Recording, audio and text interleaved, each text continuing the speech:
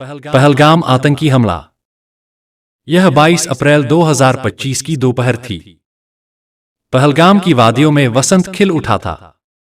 बैसारन घाटी में हजारों की संख्या में पर्यटक घूमने आए थे, कुछ भारत के कोने कोने से तो कुछ नेपाल और यूएई जैसे देशों से। प्रकृति की गोद में कुछ पल बिताने की उम्मीद लिए ये लोग हंसी ठिठोली में मसरूफ थे। बच्चों की किलकारियां, कैमरे की क्लिक और कहकहों की गूंज चारों ओर फैली हुई थी। लेकिन किसी को क्या पता था कि उसी घाटी की घास के नीचे मौत छिपी बैठी है। दोपहर करीब 2:15 बजे अचानक घाटी में गोलियों की तड़तड़ाहट गूंज उठी। पर्यटक चीखने लगे, दौड़ने लगे। एक के बाद एक विस्फोट हुए। गोलियों की बौछार ने हंसी को चीखों में बदल दिया। टट्टुओं पर बैठे लोग गिर गए, महिलाएं बच्चों को ढाल बनाकर झाड़ियों में छिपने लगीं।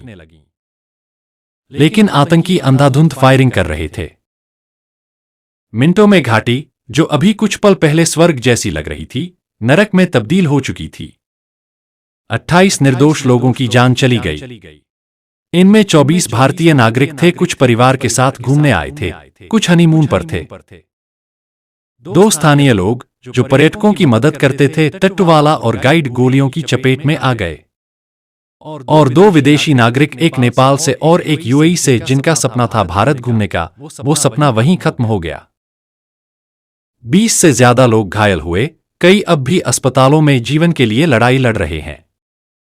सेना की त्वरित कार्रवाई। हमले के तुरंत बाद स्थानीय पुलिस, जम्मू कश्मीर पुलिस और भारतीय सेना ने मिलकर बैसारन क्षेत्र को चारों ओर से घेर लिया। घंटों चली मुठभेड़ में 2 आतंकी ढेर कर दिए गए। अभी भी तलाशी अभियान जारी है। पूरे क्षेत्र में हाई अलर्ट है। गृह मंत्री अमित शाह खुद श्रीनगर पहुंचे और पुलिस कंट्रोल रूम में हालात की समीक्षा की। उन्होंने पीड़ितों के परिवारों से मुलाकात की और कहा, भारत आतंक के आगे नहीं झुकेगा। इस हमले के दोषियों को कड़ी सजा मिलेगी। जम्मू, दिल्ली, मुंबई से लेकर लखनऊ तक जगह जगह कैंडल मार्च, विरोध प्रदर्शन और शोक सभाएं हुईं।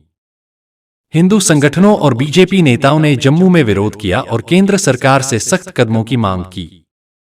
ईरान, अमेरिका, फ्रांस, रूस और कई अन्य देशों ने हमले की कड़ी निंदा की। भारत में ईरान के दूतावास ने कहा, हम भारत और पीड़ित परिवारों के साथ हैं। यह अमानवीय हमला क्षम्य नहीं है। घाटी में अचानक अफरातफरी का माहौल है। पर्यटक अपने होटल छोड़कर निकल रहे हैं। एयरलाइंस ने विशेष उड़ानों की व्यवस्था की है और जम्मू से हेलीकॉप्टर के जरिए लोगों को निकालने की कोशिश जारी है। पीड़ित परिवारों की आंखों से एक पीड़ित पिता की कहानी दिल को चीर देती है।